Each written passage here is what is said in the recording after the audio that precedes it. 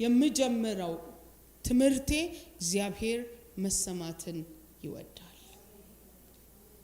እግዚአብሔር መሰማትን ይወዳል። እግዚአብሔር መሰማትን ይወዳል ካለን እግዚአብሔር ምን የሚል አምላክ ነው ማለት ነው?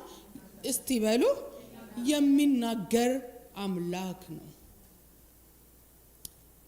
እግዚአብሔር በህይወታችን በየትኛውም ክፍላችን ሳይናገረን የቀረበት ቦታ የለም። እኛ ጆሮ ስላልሰጠን እኛ አቴንሽን ስላልሰጠን አልፎን ይሆናል እንጂ እግዚአብሔር ሁሉ ጊዜ ይናገራል። ኢዮብ ምዕራፍ 33 ላይ ልውሰዳችሁ። ኢዮብ 33 ከቁጥር 14 ጀምሮ እንደዚህ ይላል። ኢዮብ 33 ከቁጥር 14 እንደዚህ ይላል። በጌታ በኢየሱስ ስም አነባለሁ። እግዚአብሔር በአንድም መንገድ በሌላም ይናገራል፣ ሰው ግን ምን አያረግም? አያስተውልም። በህልም በሌሊት ራእይ አፍላ እንቅልፍ በሰዎች ላይ ሲወድቅ በአልጋ ላይ ተኝተው ሳሉ በዚያን ጊዜ የሰዎችን ጆሮ ይከፍታል፣ በተግሳጹ ያስደነግጣቸዋል። ሰውን ከክፉ ስራው ይመልሰው ዘንድ ከሰውም ትዕቢት ይሰውረው ዘንድ ነፍሱን ከጉድጓድ በሰይፍም እንዳይጠፋ ህይወቱን ምን ያደርጋል? ይጠብቃል። እግዚአብሔር ምን ይላል? ይናገራል። በአንድም በሌላም እግዚአብሔር ይናገራል። ብዙ ጊዜ እግዚአብሔር ተናገረኝ የምትሉት መቼ ነው? ትንቢት ሲመጣ እሁለት እዚህ መተን ቃል ተካፍለን ስንሄድ እንኳን ዛሬ እግዚአብሔር ተናገረን አንልም። አይገርምም? መጽሐፍ ቅዱሳችንን ከፍተን አንብበን ስንዘጋ እንኳን እግዚአብሔር ተናገረን አንልም። ለእግዚአብሔር መስመር አበጅተንለታል። እግዚአብሔር በዚህ መንገድ ይመጣል ወደኔ ህይወት፣ እግዚአብሔር በዚህ ይናገራል። እግዚአብሔር ነው። እግዚአብሔር አምላክ ነው። እግዚአብሔር እኔ የምቆጣጠረው ቤቴ ውስጥ ያለ ሪሞት አይደለም። እኔ በፈለኩት ሰዓት መጥቶ የሚናገረኝ እኔ በፈለኩት መንገድ መጥቶ ደግሞ የሚያወራኝ አምላክ አይደለም። እግዚአብሔር ፈጣሪ ስለሆነ፣ እግዚአብሔር አምላክ ስለሆነ እግዚአብሔር በፈለገው መንገድ ይናገራል። ባለፈው እዛ የሰጠውትን ምሳሌ መንፈስ ቅዱስ በጣም ትዝ ስላሰኘኝ ተናግሬ ያለው ስብከቱን የሰማችሁ ዛሬ ደግማችሁ ትሰማላችሁ። ባቢ በጣም ወጣቶች በነበርንበት ጊዜ ቻሌንጅ ውስጥ በሚያልፍበት ጊዜ እብድ ሰው ልብሱን የጣለ ራቁቱን የሆነ ሰው መጥቶ አንተ ጽኑ ኃያል ሰው እግዚአብሔር ካንተ ጋራ ነው አይዞህ አለው። ከገባበት ሐዘን እግዚአብሔር ሊያስወጣው ታዋቂ ነብይ መልአክ አላስፈልገውም ነበር። እግዚአብሔር ለካ በእብድም ይናገራል። እዚህ ጋር ሲናገር እግዚአብሔር ለምንድን ነው የሚናገረው? የምትጽፉ ሰዎች ለምን እግዚአብሔር ይናገራል? ለምን እግዚአብሔር ቃል ወደኔ ይልካል? ትምህርት ስለሆነ በጣም ረጋ ብዬን ማስተማር እንፈልገው። በመንፈሴ የሚሰማኝ ነገር እግዚአብሔር ከስብራት ሊያድነን እንደፈለገ፣ እግዚአብሔር ከለቅሶ ቤታችንን እግዚአብሔር አላስፈላጊ ዋጋ ከመክፈል ሊያድነን እንደፈለገ ይሰማኛል። ለኔ ለቤቴ ለትዳሬ እግዚአብሔር እየተናገረኝ ያለበት ጊዜ እንደሆነ አውቃለሁ። እንደ ቤተ ክርስቲያን በጣም የምስጋና ሲዝን ላይ ነን ያለነው። ደስ የሚያሰኝ ሲዝን ላይ ነው ያለነው። እግዚአብሔር የተናገረን ነገር እየተፈጸመ እያጨበጠን ያለንበት ሲዝን ነው። አንዳንድ ጊዜ ክፉ ነገር ወደ እግዚአብሔር ያቀርባል፣ መልካም ነገር ከእግዚአብሔር ያርቀናል። ልብ በሉ፣ ምግብ በሌለንበት ሰዓት፣ ሰው በማይፈልገን ሰዓት፣ ንናባቢ በተጣልበት ሰዓት ቤታችን ሙሉ የነበረ የእግዚአብሔር ድምጽ ነበረ። ሳቃችን፣ እልልታችን፣ ዝማሪያችን ከሞላው ነገር ሳይሆን ተርበን 3 ቀን ምንበላው አተን ጥጋብ ግን የነበረን ይሄ ነበረ። ዛሬ ቤታችን የሚበላ የሚደፋ ነገር በሞላበት ጊዜ እኔና ባቢ እግዚአብሔርን ባንሰማ ጠጋባችን ሞታችን እንጂ ክብራችን አይደለም። እንደ ቮይስ ኦፍ ጋድ ዛሬ መልእክት አለኝ፣ እዚህ ቤት ላላችሁ መልእክት አለኝ። በአጋጣሚ ደግሞ ላይቭ የምታዩን ካለ ለእናንተም መልእክት አለኝ። እግዚአብሔር መሰማት የሚወድ አምላክ ነው። እግዚአብሔር መሰማት የሚወድ አምላክ ነው። ለምን እግዚአብሔር ይናገራል? እዚህ ጋር ሲናገር በየትኛው ጎዳና ይለዋል? በተለያየ መንገድ እግዚአብሔር ይናገራል። ሰው ግን ምን አያረግም? አስተውልም። ልባርካችሁ፣ ድምጹን የምታስተውልበት መንፈስ ይፍሰስላችሁ። ከዚህ በላይ አሜን በሉ። ቤታችሁ እንደጸና እንዲቀር፣ እሳቃችሁ ለልጅ ልጅ እንዲተላለፍ ድምጹን መስማት ይሆንላችሁ። ማይክ ለሊሊ ተሰጥልኛላችሁ። ቅድም የዘመረችው መዝሙር ትዘምርልናለች መሃል ላይ። የእግዚአብሔር ሐሳብ ስለነበር ከዛ እንኳን መውጣት አልቻለችም። እግዚአብሔር እስቲ በተለያየ መንገድ ይናገረኛል በሉ። ሰሞኑን አንድ ቃል በጣም ጌታ ይናገረኝ ነበረ። መዝሙር ጸሎት ላይ አቃፍየዋለሁ። መዝሙር 25 ቁጥር 14 ላይ የዛን ቀን እሉ ቴክስት አደረገችልኝ። ራሱ ነው ቃል ልቤ ነው ትርትር ያለው። በኢየሱስ ስም ነው ያልኩት። እግዚአብሔር ሲናገር እኛ ማናስተውል ከሆነ የመታን እንቅፋቱ ኃይለኛ ስለሆነ ሳይሆን ስላላስተዋል ነው። መጽሐፍ እንደዚህ ይላል፣ በህልም በሌሊት እግዚአብሔር ሆይ ጠዋት ተነቃቅታችሁ ቡና ከጠጣችሁ በኋላ አምሬዲ ልሰማ ይናገራል። በዛም ሰዓት እግዚአብሔር በእናንተ ቤት ውስጥ ምን አይነት ስፍራ ነው ያለው? ስትተኙ ጌታ ሆይ አሁን ልተኛ ነው፣ ከፈለክ በህልም ተናገረኝ እንኳን ብለን ምንጸልይ ስንቶቻችን እንደሆነ እግዚአብሔር ነው የሚያውቅ።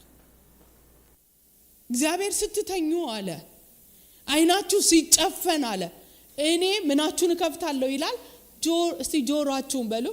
የውስጥ ጆሮአችሁ በዚህ ሰዓት ድምጹን ለመስማት የተከፈተ ይሆን። 2026 እግዚአብሔር ምን ይላል? ከዚህ ከሚቀጥለው 10 ዓመት እግዚአብሔር ምን ሊያለ ነው? እግዚአብሔር ለሚቀጥለው ዘመኔ ምን ሊያወራ ነው? ስትተኙ እንኳን ለመስማት ተዘጋጅታችሁ ስንቶቻችሁ ትተኛላችሁ?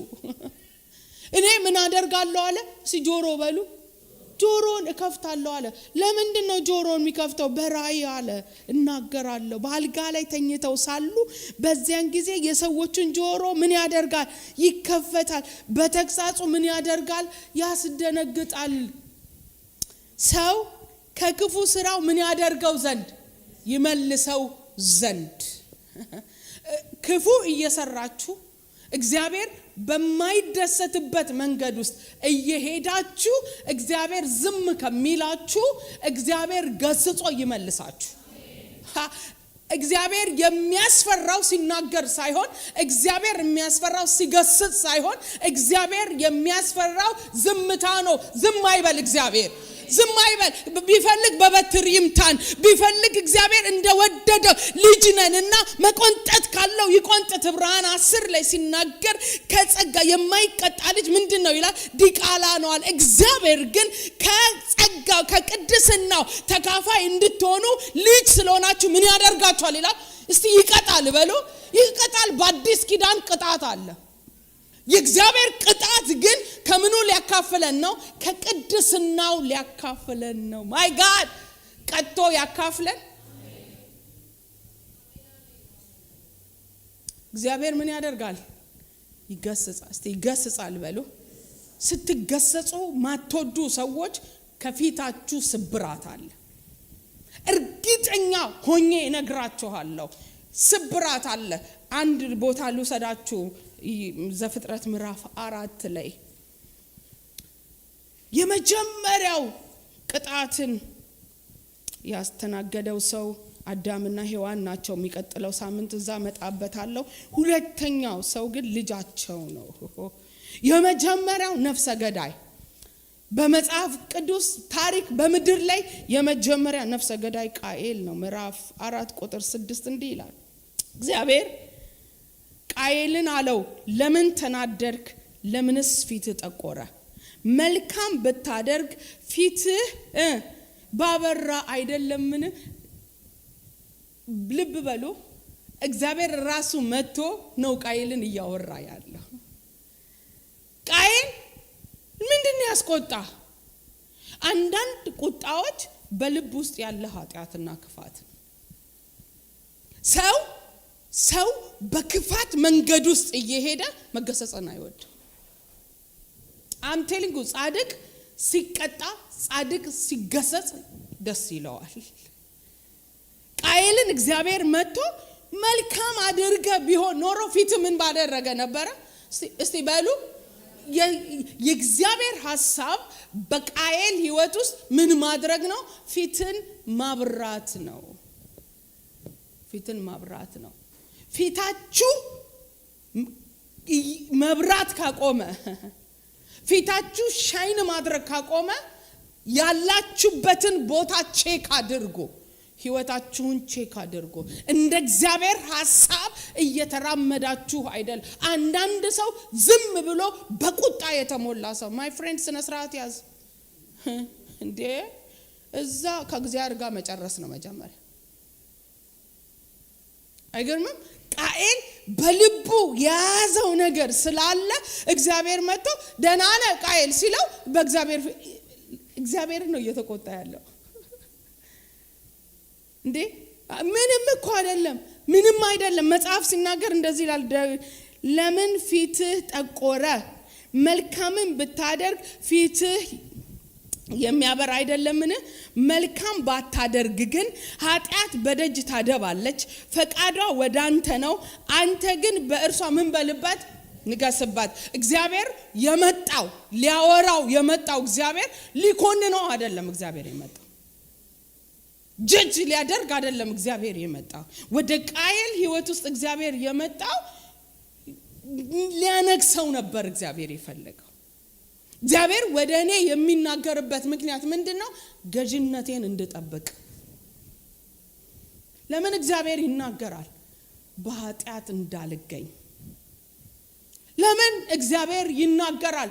ፊቴ እንዳበራ እንዲቀጥል። የጻድቅ ሰው ክብር ሙሉ ቀን እንደሚየጨመረ እንደሚሄድ ምን ያደርጋል ነው የሚለው? እየጨመረ። ምሳሌ ነገረን ይሄን ነው። የጻድቅ ፊት እያበራ ነው የሚሄደው። የጻድቅ ፊት አይደለም ከእግዚአብሔር ጋር ጤነኛ ህይወት ኖሮ ልንገራችሁ፣ ጻድቅ እየሞተ እንኳን አሟሟቱ የሚያስቀና ነው የሚሆነው። እግዚአብሔር ድምጽ ወደ ቤታችሁ የሚልከው፣ እግዚአብሔር ድምጽን ወደ ህይወታችሁ የሚልከው፣ እግዚአብሔር በኃጢአት ላይ እንድትነግሱ ነው የሚያደርገው።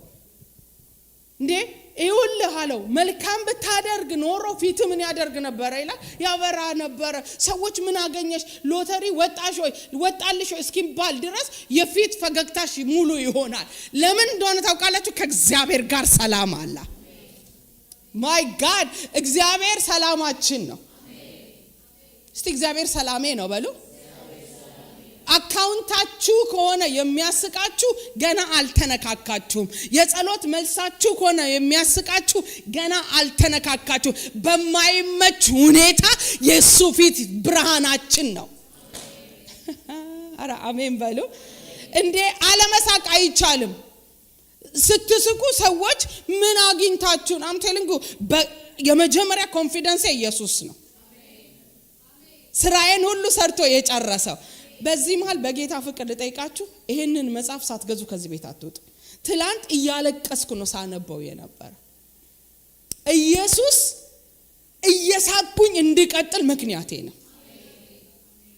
ኢየሱስ ባሌ አይደለም፣ ልጆቼ አይደሉም። እኔ ቤተሰቤ በጣም ነው የምወደው፣ ኩራቶቼ ናቸው። ኢየሱስ ግን በቂ ነው። የማይወርድ የማይንቀሳቀስ፣ አንዴ ከፍ አንዴ ዝቅ የማይል ለዘላለም ጸንቶ የሚኖር ሳቅ አለን። እሱ ኢየሱስ ይባላል። ሁለተኛው ትምክቴ ደግሞ እንደ እግዚአብሔር ቃል መኖሬ ነው። እንደ እግዚአብሔር ቃል እግዚአብሔርን እያስደሰትኩት እየሄድኩኝ ካለ በተከበበ ከተማ የሚያስደንቅ ምህረት ከኔ ጋር አለ። ስለ ከበበኝ ነገር አልጨነቅም፣ እየሳኩኝ ግን እቀጥላለሁ። የጻድቅ ህይወት የቦልድነስ ህይወት ነው። በኃጢአት ስትኖሩ፣ በክፋት ስትኖሩ፣ በዝሙት ስትኖሩ፣ በአመጽ ስትኖሩ፣ በጥላቻ ስትኖሩ ፊታችሁ እየጠቆረ ነው የሚሄደው። ለምን እንደሚጠቆር ታውቃላችሁ? ህልውናው ከናንተ እየተለየ ነው የሚሄደው። እግዚአብሔር ቅዱስ ነው። እግዚአብሔር ድሮ ቅዱስ፣ አሁን ቅዱስ፣ ዘላለም ቅዱስ። መጽሐፍ ሲናገር መልካም አድርገ ቢሆን ኖሮ ምን ይላል? ፊት ያበራ ነበር። መልካም ባታደርግ ግን ኃጢአት በምንህ እስቲ በሉ። አሁንም ኃጢአት ሩቅ አይደለም።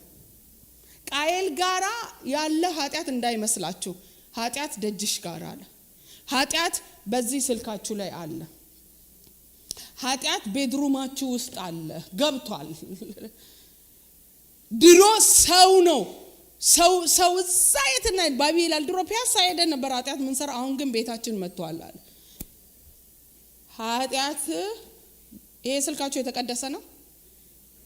እግዚአብሔር ፊት በኮንፊደንስ ትናገሩበታላችሁ። መኪናችሁ ህልውናውን ሞልቷል። መጣበታለሁ። መጽሐፍ ሲናገር እግዚአብሔር አንተ ግን በእርሷ ላይ ምን በልበት እስቲ ንገስበት።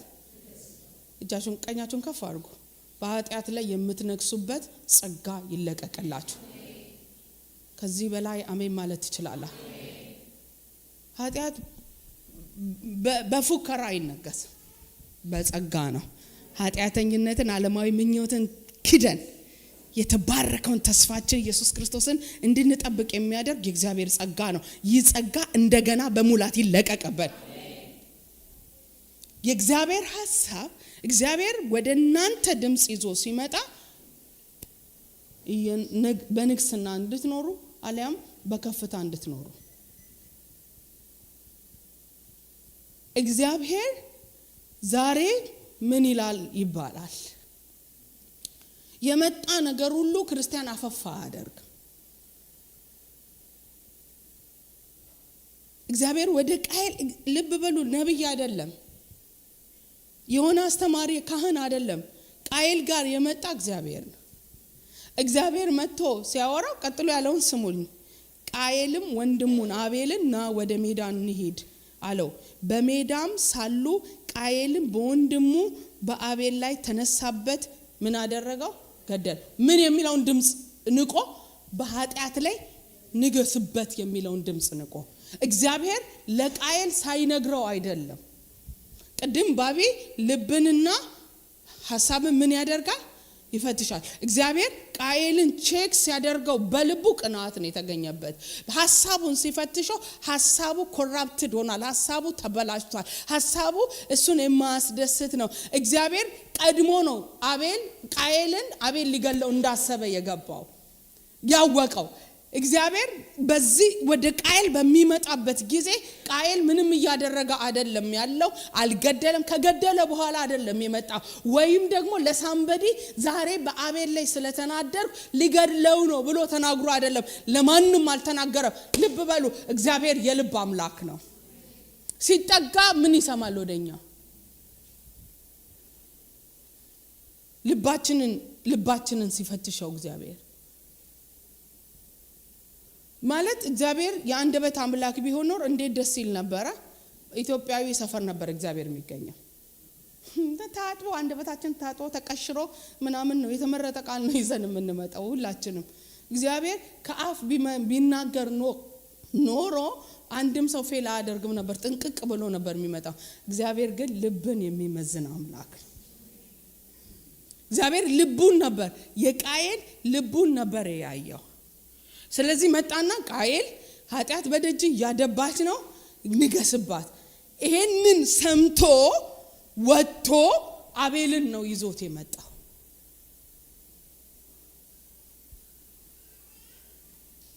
አቤልን ና ወደ ሜዳ እንሂድ፣ ምን እንበል? እንጫወት። ወንድሙ ስለሆነ ሳይጠራጠር ነው የወጣው። ሶስተኛ ሰው የለም። እናትና አባት የሉም። መጽሐፍ ሲናገር እግዚአብሔር ቃየልን አለው ወንድምህ አቤል ወዴት ነው? እርሱም አለ አላውቅም የወንድሜ ጠባቂ ነኝን? ትዕቢት መጽሐፍ ሲናገር ውድቀትን ትቀድማለች ይላል።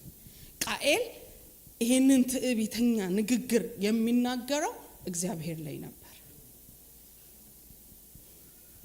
ምን አውቃለሁ እኔ ወንድሜ ጠባቂ ነኝ። በርግጥ የወንድሜሽ ጠባቂ ነሽ፣ የወንድሜ ጠባቂ ነኝ። እግዚአብሔር እኔን ሲጠራኝ ትዳሬን ሲሰጠኝ የትዳሬ ጠባቂ ነኝ። እናንተ ለኔ ሲሰጠኝ የእናንተ ጠባቂ ነኝ። እግዚአብሔር ይሄንን ከእያንዳንዳችን ህይወት ውስጥ ይፈልጋል። ከዛ መጽሐፍ ሲናገር ምን አደረገ?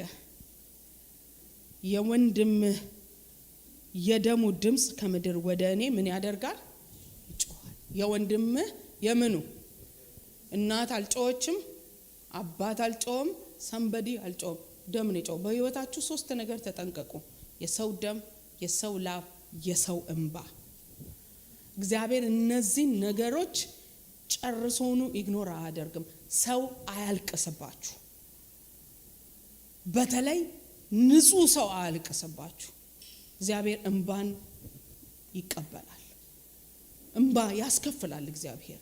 እናንተ አልቅሱ፣ አስለቃሽ ግን አትሆኑ። ደሙ ወደኔ ምን እያደረገ ነው አለ? እየጮኸ ነው። ልብ በሉ።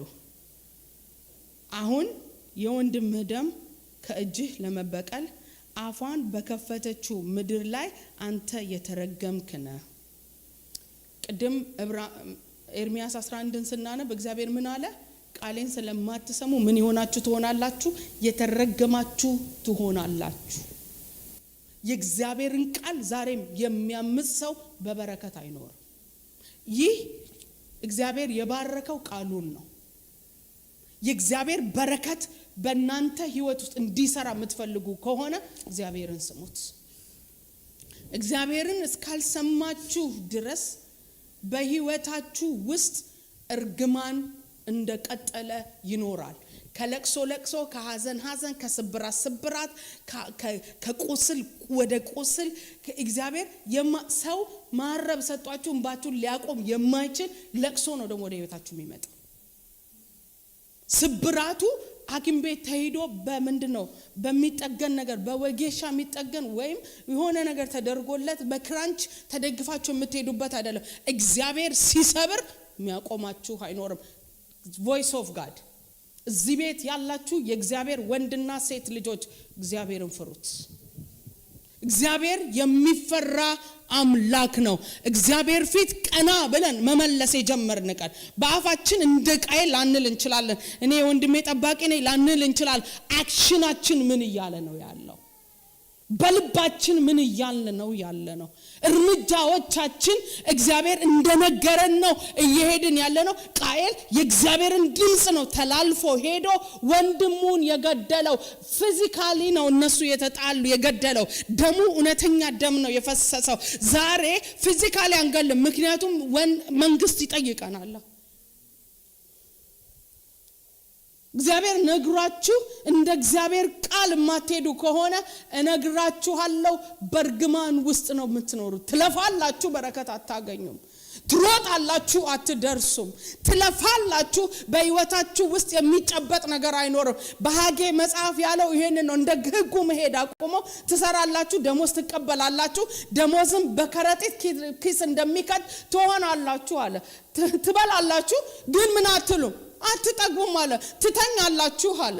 ትተኛላችሁ ግን አትረኩም። ሰው ከሴት ጋር ስለተኛ ረክቶ አይነሳም። ይርካታን የሚሰጥ እግዚአብሔር ነው። እንጀራ ስለበላ በእንጀራ ሳትስፋይ አታደርግም። ያ ሳትስፋክሽን የሚመጣው ከመለኮት ከእግዚአብሔር ዘንድ ነው። እርካታ ከእግዚአብሔር ነው የሚመጣው። እግዚአብሔርን ሰው ሳይሰማ የመርካት ህይወት ውስጥ መግባት አትችሉም። የተጠራ ነው ግን በእርካታ እንድንኖር ነው። ሰው ሲፈጠር እግዚአብሔር ሰውን ወስዶ ያስቀመጠው በኤደን ገነት ውስጥ ነው። ኤደን ገነት ማለት ታላቅ ደስታ ማለት ነው። ምንም የማይጎድልባት ከየአራት አቅጣጫ ወንዝ የመጣ የሚያረካት ናት። ያ ገነት ውስጥ ነው በኢየሱስ ክርስቶስ ደግመን የገባ ነው። ራእይን ስታነቡ ይሄን ነው የምታገኙት። ምንገባበት ከተማ ቃየል አልፈ ወንድምህን ገለሃል እንግዲህ አለ እኔ ሳልሆን አሁን ምዋጋ። ልብ በሉን ይሄን ቃል ስሙ። አሁን ቁጥር 11 የወንድም ደም ከእጅ ለመቀበል እኔ ነው የሚለው ለመቀበል አፏን በከፈተች በምድር ላይ አንተ ምን ያደረክ ትሆናለህ? እቺ ምድር እንኳን አብራችሁ የምትሰራው ከእግዚአብሔር ጋር ስትስማሙ ነው። አብራችሁ ምድርን እግዚአብሔር ሲፈጥር አውቃ ምግብ እንድትሰጥ ነው የተፈጠረችው። ኔክስት በሚቀጥሉት እንትኖች ውስጥ እገባለሁ። ልክ ከእግዚአብሔር ድምጽ ሲወጡ እግዚአብሔርን ሲንቁ እግዚአብሔር የነገራቸውን ነገር እምቢ ሲሉ ምድር ፍሬዋን ከለከለቻቸው ይላል። በአሁን አለ ደሙን ካንተ ምን ትቀበላለች ብለ ምድር ትቀበላለች አለ። ከተማ ስለቀየራችሁ አትባረኩ። የኛ የበረከት ምንጫችን የገባንበት ምድር የገባንበት መስሪያ ቤት ሳይሆን እግዚአብሔር ነው በረከታችን። እስቲ እግዚአብሔር በረከቴ ነው በሉ። ተባርካችሁ እንድትቀሩ በምድር እንኳን የምትገዛለት ምድር እንኳን አውቃ ፍሬዋን የምትሰጠው እግዚአብሔርን የሚሰማ ሰው ነው። ቀጥሎ ያለውን ነገር ልንገራችሁ። የተረገምክ ትሆናለህ ካለ በኋላ ቁጥር 12 ላይ ምድርንም ባረስክ ጊዜ እንግዲህ ኃይሏ ምን አትልም። እስቲ ጮክ በሉና በምድር ላይ ኮብላይና ምን ትሆናለህ? ተቅበዝባዥ ትሆናለህ። መቆፈሪያ አምጥተህ ብትቆፍር ምርጥ ዘር የተባለ ምርጥ ዘር አምጥተህ ብትዘራ ምድር ምኗን አትሰጥህም? ኃይሏን አትሰጥም። ምድር የምትስማማው ከኛ ልፋት ጋር ሳይሆን ከፈጣሪዋ ጋር።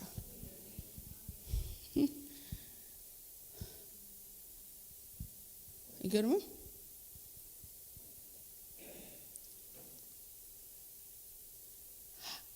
የኃይል ህይወት መኖር የምትፈልጉ ከሆነ የበረከት ህይወት መኖር የምትፈልጉ ከሆነ እግዚአብሔር ይናገራል። መጽሐፍ ሲናገር እንደዚህ ይላል፣ አትሰጥም፣ በምድር ላይ ኮብላይና ተቅበዝባዥ ትሆናለህ። ቃየልም እግዚአብሔርን አለው ኃጢአቴን ልሸከማት የማልችል ታላቅ ናት። እነሆ ዛሬ ከምድር ፊት ምን አደርጋለሁ? ምን አረከኝ? ከማፊት እውነት ከምድር ፊት ቃየል ሄደ። ምድርን ሮጦ ያመልጣታል። በርግጥም ኮብላይና ተቅበዝባዥ ሆኛለሁ፣ የሚያገኘኝ ሁሉ ይገለኛል። እግዚአብሔርም እርሱ አለ እንግዲህ ቃየልን የገደለ ሁሉ 7 እጥፍ ይቀበልበታል። ቅድም የዘመርነው ምህረቱ። እግዚአብሔርም ቃየልን ያገኘ ሁሉ እንዳይገድለው ምን አደረገለት? እስቲ ጮክ በሉ። በምህረት እወጣለሁ፣ በምህረት እገባለሁ። ትምክታችን ምህረቱ ነው። እግዚአብሔር ዛሬ ለምን እንደሚናገር ታውቃላችሁ? ድጋሚ እድል እየሰጠ እየሄዳችሁ ያላችሁበት መንገድ በርግማን የሚወስድ መንገድ ከሆነ አሁን መንፈስ ቅዱስ ለእያንዳንዳችን ያወራልናል። ድምጹን ኢግኖር አታደርጉት።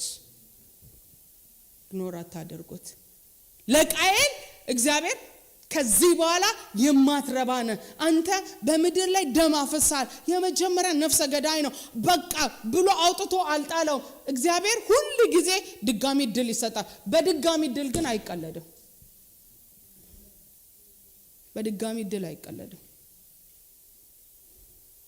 በኃጢአት ጸንቶ መኖር ይቻላል። እንደ ብሉይ ኪዳን እግዚአብሔር አይውሽ አንዳንድ ጊዜ እመኛለሁ እንደዚህ ያንሳ አንዴ ፍርጥ ቢያደርግ ኖሮ የሚቀጥለው ሁሉ ቀጥለጥ ይል ነበር። እንደ ሐናናና ሰምጲራ ሲሞቱ እኮ ህዝቡ ሁሉ ፈራቸው ነው የሚለው። እግዚአብሔር ይሄን መንፈስ ይመልሰልን። በእውነት እግዚአብሔር የሚፈራ አምላክ ነው። ድጋሚ እድል በህልም እየተናገራችሁ ህልም ኢግኖር ያደረጋችሁ በሌሊት መጥቶ እግዚአብሔር ተናግሯችሁ የሆነ ሰው እግዚአብሔር ወደ እናንተ ልኮ ጆሮአችሁን ከፍቼ ነው ይላል አልሰማውም እንዳትሉ ከፋችሁ ራሱ ነው።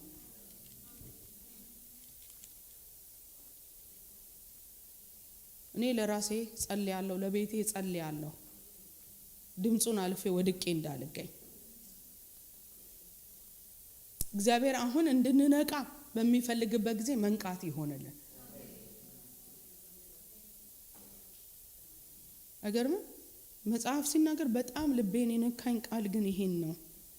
ቃየልን እግዚአብሔር ኃጢአት ሊሸከም ቁጥር 14 ላይ ነው ከዛሬ ጀምሮ 16 ይቅርታ አድርጉልኝ ምልክት ካደረገበት በኋላ ቁጥር 16 ቃየልም ከእግዚአብሔር ፊት ምን አደረገ ወጣ ከኤደንም ወደ ምስራቅ በኖህ ምድር ላይ ምን አደረገ ይላል ተቀመጠ።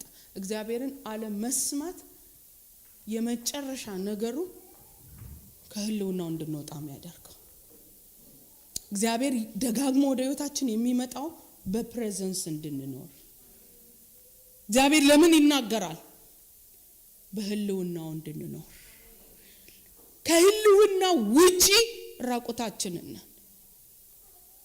አየ ቃየል ማንም ሰው እንዳይገድለው ምልክት አለበት በህይወት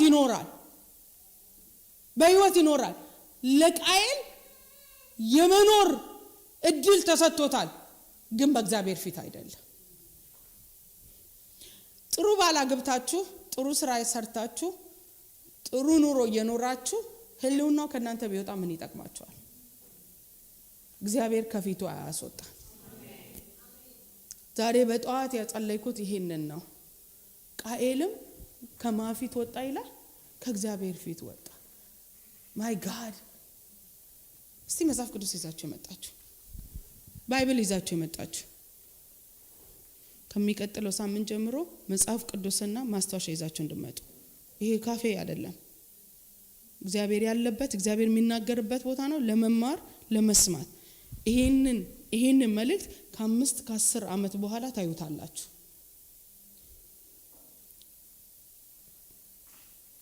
በህልውናው ውስጥ ባዶአችንን ይሻለናል።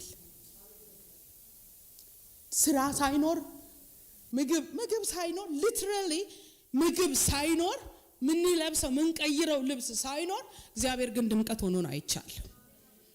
ከፊቱ መውጣት ማለት ተቀበዝባዥ መሆን ነው። ቃየል እቅበዘበዛለሁ አለ። እግዚአብሔር ያየው ሁሉ እንዳይገለው ምልክት አኑሮበታል። መቅበዝበዝ ግን በቃየል ህይወት ውስጥ ቀጥሏል። ምክንያቱም የሚያረጋጋ በእረፍት የሚያኖር ህልውናው ነው፣ መገኘቱ ነው፣ የእግዚአብሔር ፕሬዘንስ ነው። ባዶ ነገር ይሞላል፣ የሌለን ነገር ይሞላል፣ ቅርጽ የሌለውን ነገር ቅርጽ ያሰጣል። የእግዚአብሔር መንፈስ የእግዚአብሔር ህልውና ቤታችንን ይሙላው። ጮና አሜን በሉ።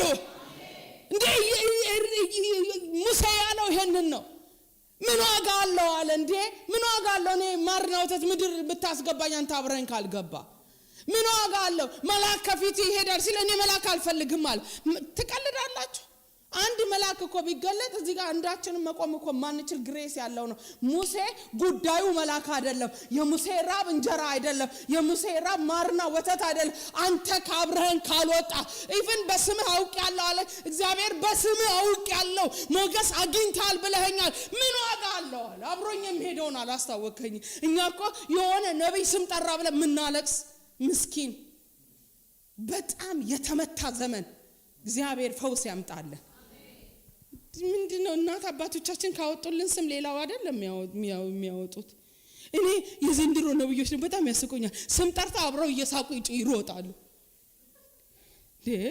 አውቀውት አይደል ነው በዚህ ተነግሯቸውን እኔ አላውቅም። ሙሴ እግዚአብሔር በስምህ አውቃለሁ ብሎት ምን ዋጋ አለው አለ። እኔ በስም መታወቅ አይደለም የምፈልገው ራስህን ነው የምፈልገው።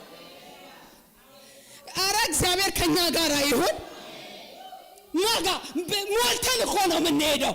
ፕሬዘንሱ እኮ ነው ሳቃችን፣ ፕሬዘንሱ እኮ ነው እልልታችን። ብቻ እግዚአብሔር ካንተ ጋር ይሁን እንጂ እንገዛልሃለን ያለው ጠማማ ሕዝብ የሚያስገዛ የእግዚአብሔር ህልውና። ልባርካችሁ እናንተ አዲስ ሙሽሮች፣ ቤታችሁ በቃ ቢሞላ ባይሞላ አይ ዶንት ኬር፣ በህልውናው ግን የተሞላ ይሁን። ሰዎች በራችሁን ከፍተው ሲገቡ ያሳርፋል። እዚህ ቤት ምን እንዳለ አላቅም፣ ምግብ አልበላው፣ ገና ስገባ እልል አሰኘኝ የሚያሰኝ ህልውና ከእናንተ ጋር ይሁን። ማርና ወተት አለ። ማርና ወተት ምን ይሰራልኛል? ምን ይሰራልኛል? በህልውና መቀጠል የእግዚአብሔር ሐሳብ ነው በህይወታችን። ለእናንተ መልእክተኛ ነኝ ዛሬ። ድምጼን ለምትሰሙ እዚህ ቤት ላላችሁ መልእክተኛ ነኝ። በላይቭም አጋጣሚ አይደለም የመጣችሁት፣ ሊያድናችሁ እግዚአብሔር ወደዚህ ላይቭ አምጥቷል። ሊያድን እግዚአብሔር እዚህ ቤት መጥቷል። ሊያድን ከስብራት ሊያድን ከመቅበ ኃጢአት በባህሪው ይሄን ነው እስክታደርጉ ድረስ ችግር የለውም። መጽሐፍ ሲናገር ወደ ሜዳ እንውጣ ነው ያለው። ሜዳ እናት የለም፣ ሜዳ አባት የለም። ሜዳ የሚያይና የሚናገር የለም። የሚናገር በሌለበት ወስዶ ገደለ። የሚያይ ግን ሜዳም ጓዳም አንድ የሆነለት እግዚአብሔር አለ። ለእግዚአብሔር ጓዳም ያው ነው፣ ለእግዚአብሔር አደባባዩም ያው ነው። ለእግዚአብሔር ስውር የሚባል ነገር የለም። ጨለማ በፊት እንደ ቀትር ነው የሚለው እግዚአብሔር ቃል። ጂሰስ አንድ ቦታ ልውሰዳችሁ። ዘጸአት ምዕራፍ 2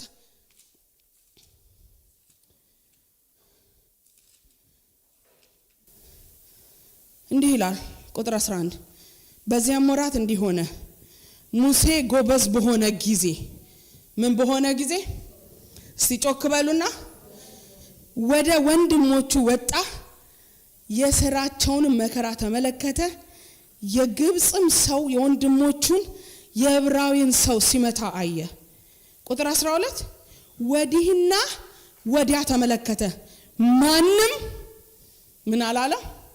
አላየም። ግብጻዊውን ገደለ፣ ባሻው ውስጥ ሸሸገው። በሁለተኛው ቀን ወጣ፣ ሁለት የዕብራውያን ሰዎች ሲጣሉ አየ። በዳዩንም ለምን ባልንጀራን ትመታዋለህን አለው። ያም በእኛ ላይ አንተ አለቃ ወይስ ዳኛ ማን አደረገ? ወይስ ግብጻዊ እንደገደልኸው ልትገድለን ትሻለህን አለው። ሙሴም በእውነት ይህ ነገር ታውቋል ብሎ ፈራ። ፈርዖን ይህን ነገር በሰማ ጊዜ ሙሴ ሊገድለው ፈለገ። ሙሴ ግን ከፈርዖን ፊት ኮበለለ፣ በምድያም ምድር ተቀመጠ፣ በውሃ ጉድጓድ አጠገብ ተሰፈረ ይላል። ሙሴ ምን ባረገ ጊዜ ይላል? በበረታ ጊዜ። መጠንቀቅ ያለብን በበረታን ጊዜ ነው። በራሳችን የቆምን በሚመስለን ጊዜ ጸሎት የምናቆመው የበረታን የመሰለን ጊዜ ነው። ችግር ሲመጣማ ወደ እግዚአብሔር ነው የምንሮጠው። አካውንታችን አለ፣ ምን ችግር አለ? መዘን እናወጣለን። ብንታመም የሄልዝ ካርድ አለ፣ የካናዳ ሲስተም አለ። ሄልዝ ካርድ ዶክተር ፊት ያቆማል። ለዛም ኢመርጀንሲ 12 ሰዓት ተቀምጣችሁ ሄልዝ ካርድ ሲቪክ ያደርሳችሁ ይሆናል። ጤናን ግን የሚሰጥ እግዚአብሔር ነው። በነገራችን ላይ ጉግል አድርጎ ነው ዶክተሩ ራሱ በሽታቸው የሚያገኘው። እዛ ፊት ለፊታቸው ቆመውን አላያችሁም? ጉግል ያደርጉ። ጉግል ሳያደርግ ችግርን የሚያውቅ እስቲ በበረታው ጊዜ ይበሉ፣ እግዚአብሔርን እፈልገዋለሁ። በበረታውም ጊዜ ነገር በተሳካልኝም ጊዜ ድምጹን ሰማዋለሁ። ከዛ መጽሐፍ ሲናገር ወደ ወንድሞቹ ሲወርድ አንድ ግብጻዊ ዕብራዊን እየደበደበ አገኘ። ምን ብሎ ይላል? እስቲ ዞር ብሎ እስቲ በሉ። የሚያይ የለም። ዞር ሲል ጭር ያለ ነው። በግራ የሚያይ የለም፣ በቀኝ የሚያይ የለም። የሚያይ የሌለ በሚመስላችሁ ጊዜ የሚያይ አለ። የሚያይ አለ። አይገርምም? እኔ በሌለውት ጊዜ ባቤ የፈለገው ማድረግ ይችላል። እኔ አላይም፣ የኔ አምላክ ግን ያያል። አይገርምም? ዞር ሲል ጭር ያለ ነው። ዞር ሲል ጭር ያለ ነው። ሰው ኃጢአት ሰው እስኪያይ አይደለም ክርስቲያን የማያደርገው። ኃጢአት በክርስቶስ ኢየሱስ የተለያየ ነው ነገር ስለሆነ ማናደርገው። ሰው ሳያያችሁ የምታደርጉት ነገር ምንድነው? ቢ ኬርፉል። እኔ መልእክተኛ ነኝ፣ ዛሬ መልእክተኛ ነኝ። እንደ መልእክተኛ ነው የምናገረው። እስካየኝ ድረስ ምቀደስለት አምላክ የለኝም። ለሰው የምኖርለት አይደለም፣ የምኖርለት አምላክ አለ። ኃጢአትን ከኢየሱስ ጋር በመስቀል ላይ ጠርቄዋለሁ። ኃጢአት የማላረግበት ይሄ ነው። ሐዋርያው እንዳለ ገላትያ ላይ ለኔ ምን ብሏል ነው የሚለው? ተሰቅሏል። የተሰቀለውን አውርደን በህይወታችን ስንለማመድ የመስቀሉ ጠላቶች ሆነን የምንከተለው። ልብ በሉ፣ ጉዳዩ ከሚያያችሁ ከግራና ከቀኝ ካለው ሰው ጋር ሳይሆን ከሞተላችሁ ውድ ጋራ ነው የተያያዘው። ሙሴ አሞኬ አለ፣ ገደለ፣ በምን ቀበረው ይላል? በአሸዋ በባህሪው ንፋስ እስከሚመጣ ነው የሚከመረው። በባህሪው ንፋስ ሲመጣ ምን እያደረገ ይመጣል?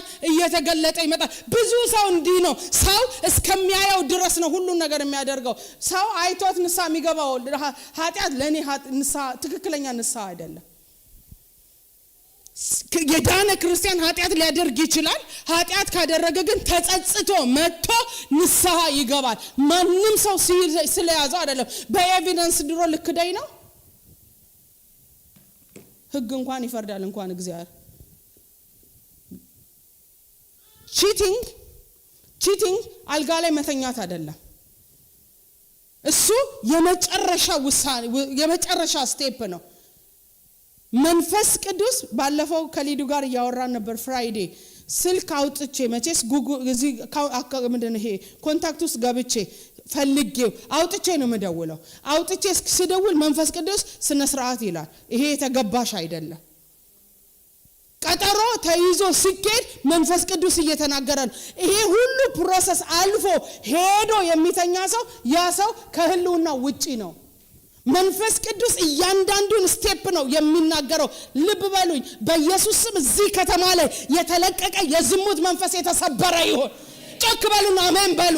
የኤልዛቤል መንፈስ የተገለበጠ ይሁን።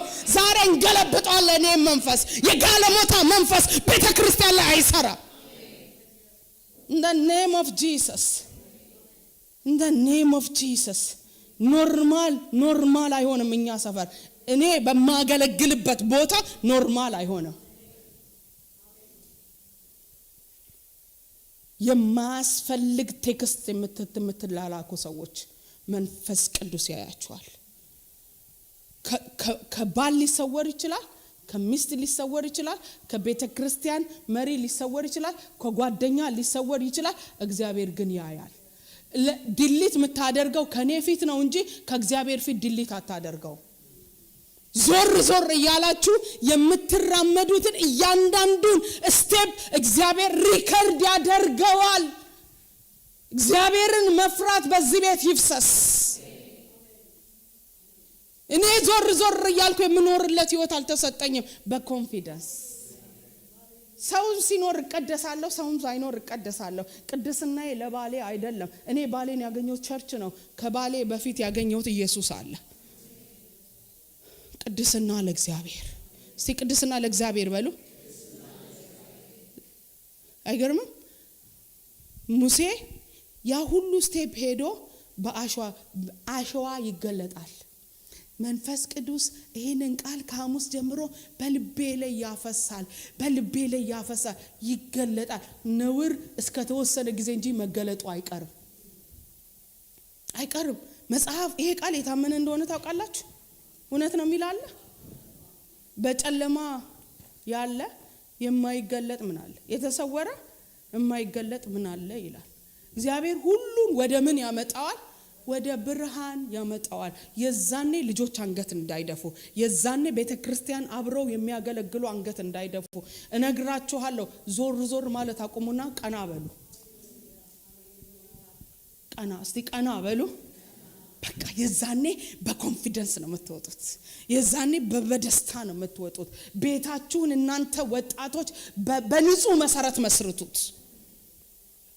ዞር እያላችሁ የምታዩት ከሆነ እሱ እግዚአብሔር አይደለም። ከእግዚአብሔር ጋር ንክኪ የላችሁም። መጽሐፍ ሲናገር በማግስቱ እስቲ በማግስቱ በሉ ማግስት አለ። ካደረግን በኋላ የሚመጣ አለ። ወደ ወንድሞቹ መጥቶ እንዴት ሰው እንጂ እናንተ ወንድማማቾች አይደላችሁ እንዴ ብሎ ሲነግራቸው ምንድነው ያለው? ደግሞ ግብፃዊን እንደገደልክ እኛን ልገለን ነው የምትፈልገው? የዛኔ ምን አደረገ ይላል? ፈርዖን ከሰማ ይገለኛል ብሎ ከቤተ መንግስት ልብ በሉ፣ ከቤተ መንግስት ያስወጣው እግዚአብሔር አይደለም። ከቤተ መንግስት ያስወጣው የራሱ ውሳኔ ነው። እግዚአብሔርን አትቅደሙት። እግዚአብሔርን አትቅደሙት። እግዚአብሔርን አትቅደሙት። እግዚአብሔርን ኢግኖር አድርጋችሁ እንዳትሄዱ። የአሸዋ ህይወት መቆም አለበት። የአሸዋ ህይወት የኛ የትኛውም ጨርቅ እስከ ጊዜው ነው። አዳምና ሔዋን እግዚአብሔር ጋር ድምጹን ሰምተን ፈራን ምን አደረግን ነው የሚለው? ቅጠል አገለደሙ ይላል። ቅጠሉ የሚሰራው እስከ መቼ ድረስ ነው? ፀሐይ እስከሚወጣ ነው። ፀሐይ መውጣቱ እንደሆነ አይቀርም።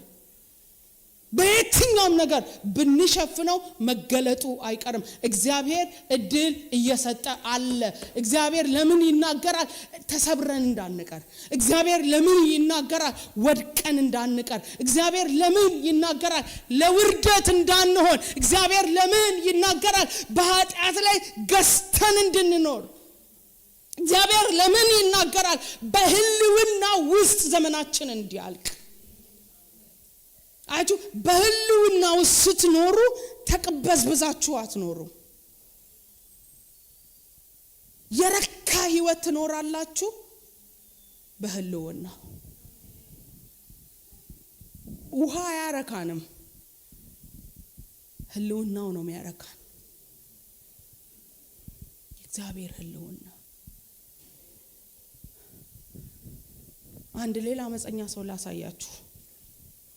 ዘውልቆ ምዕራፍ 22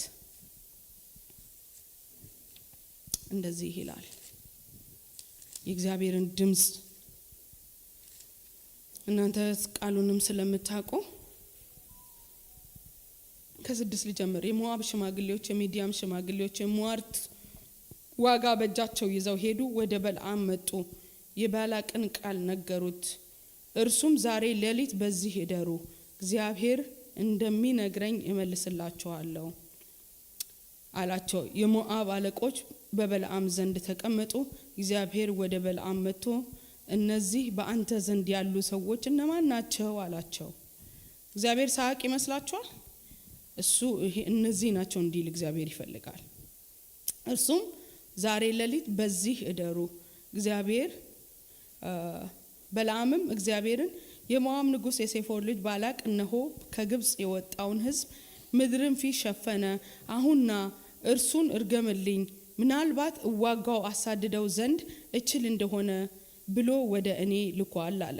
እግዚአብሔርም በለዓምን ከእርሱ ጋር አትሂድ፣ የተባረከ ነውና ሕዝቡን ምን አትለው አትረግሞም አለ። በለዓምም ሲነጋ ተነስቶ የባላቅ አለቆችን ከናንተ ጋራ እሄድ ዘንድ እግዚአብሔር አልፈቀደም፣ ወደ ምድራችሁ ሂድ አላቸው። የሞዓብ አለቆች ተነስተው ወደ ባላቅ መጥተው በለዓም ከኛ ጋራ ይመጣ ዘንድ አልፈቀደም አሉት። ቁጥር 15 ባላቅም ደግሞ ከፊተኛ የበዙና የከበሩ ሌሎች አለቆችን ሰደደ።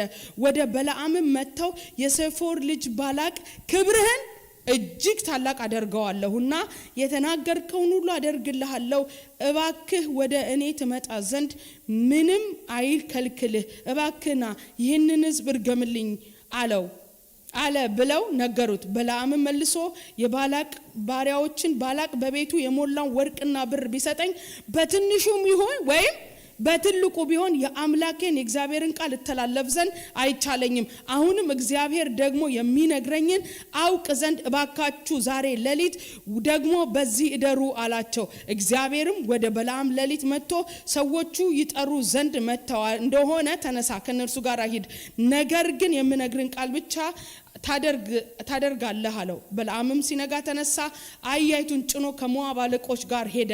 እርሱም ስለሄደ እግዚአብሔር ተቆጣ፣ የእግዚአብሔር መልአክም ሊቋቋመው በመንገድ ላይ ቆመ ይላል። እግዚአብሔር መጣና በለዓም መጥቶ ጥያቄውን ሲያመጡለት እግዚአብሔርን ልጠይቅና እመልስላችኋለሁ አለ። በጣም ጥሩ ጥያቄ፣ ደስ የሚያሰኝ ጥያቄ፣ አንድ መንፈሳዊ ሰው ሊያደርገው የሚገባ ጥያቄ ነው። እኛ እኮ አሁን አንጠይቅም። እግዚአብሔር ምን ይላል አንልም እኮ አንልም። መልካም ብቻ ይሁን እንጂ አሜን ከጌታ ነው ብለን የምንወስደው። እውነት ውሸት? እውነት። እኛ ከእግዚአብሔር ኢቭን መልእክት ዛሬ ጠዋት በጣም እየሳኩ ነበረ። እግዚአብሔር ተናገረኝ ብለን እንኳን የምንናገረው ትሻገራለህ፣ እግዚአብሔር መልካም ያደርግልሃል፣ እንደዚህ ይሆናል ብለን የምንፈልገውን እግዚአብሔር ሲናገረን ነው ተናገረን የምንለው። እግዚአብሔር ተመለሱ፣ እግዚአብሔር የምትሄዱበት መንገድ ትክክል አይደለም እንዲና እንዲህ ብሎ ሲለን ራሱ እናኮርፋለን። እኔ እንደዚህ ያኮረፉኝ ሰዎች አውቃለሁ። የሚፈልጉትን ሊሰሙ ከኔ እያማራቸው ይቀራል፣ እናንተም እያማራችሁ ይቀራል። የነገረኝን ብቻ ነው የምናገረው። አኩርፎኝ ሄዶ ያውቃል ሁለተኛ እዚህ ቤት አልመጣም ብሎ።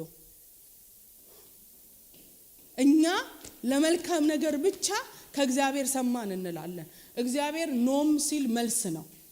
እድሜያችሁ እንዳይሰበር እግዚአብሔር አንዳንዴ ኖ ይላል። በሰው ፊት መልካም የሆነ በእግዚአብሔር ፊት መልካም ላይሆን ይችላል። በእኛ ራይት ያደረግነው ነገር በእግዚአብሔር ኤክስ ሊሆን ይችላል። ኤርሚያስ ምን ታያለ ብሎ ሲጠይቀው እግዚአብሔር ያየውን ነው እንጂ የጠየቀው ዙሪያ ያለውን ነገር ሁሉ አይደለም። ምን ታያለ ያለው እግዚአብሔር የሚያየውን እያየ እንደሆነ እንዲያውቅ ነው እግዚአብሔር የጠየቀው። በለዓም ሲጀምር ትክክል ነው አጀማመሩ። እግዚአብሔር ያለው ሊል ነው የመጣው። እግዚአብሔር እንደዚህ ያለው የሕዝብ ምን ያደረገ ነው የተባረከ ነውና ልትረግመው አትችልም አትሂድ አለ። ስለዚህ ለባላቅ ይሄንኑ ሲነገረው ሄዱና ምን አለ በለዓም ከናንተ ጋር አልሄድም ብሏል ሲል ከፊት ይልቅ ምኖችን ኃይለኞች ከፊት ይልቅ ኃይለኛ ስለመጣ የእግዚአብሔር ድምጽ አይቀየርም። ባለስልጣን ዙሪያ ስለከበበ የእግዚአብሔር ድምጽ አይቀየርም። እጅግ ባለጠግነት ወደናንተ ህይወቱ ስለመጣ ድርድር ውስጥ አይገባም። የእግዚአብሔር ድምጽ ከስልጣን ይበልጣል። የእግዚአብሔር ድምጽ ከዲግሪ ይበልጣል። የእግዚአብሔር ድምጽ ጥሩ ከተባለ በምድር ላይ አለ ከተባለ ነገር ይበልጣል። ድርድር ላይ አናቀርበውም ድምጹን። አሜን በሉኝ ባካችሁ። ኮስማና ሲሆን እግዚአብሔርን ልጠይቀው፣ ያማረ ሲሆን ጌታ ላከልኝ። ኧረ እባክሽ ግርሽን እየሰበረ የሚያኖር እያጠናገረ የሚያኖር ይመጣልሻል መልካም መስሎ። አንድ ቀንም ሰይጣን መስሎ መጥቶ ያውቃል?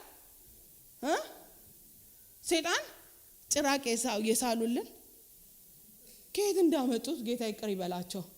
ሰይጣንን የሳሉበት ምስል እስከዛሬ ድረስ እንደዛ አድርገው ነው ያስቀሩልን። ጥቁር ጥፍሩ ረጅም የሆነ ነገር አይደለም። መጽሐፍ ሲናገር የውበት እኮ መደምደሚያ ነው ሰይጣን አንድም ቀን ሰይጣን መስሎ አይመጣም። አሳቢ መስሎ፣ ወዳጅ መስሎ፣ ተንኮለኛ ስለሆነ ተንኮለኛ ሰው ደግሞ አፉ ቅቤ ነው። ልባርካችሁ፣ ከተንኮል እግዚአብሔር ይጠብቃችሁ።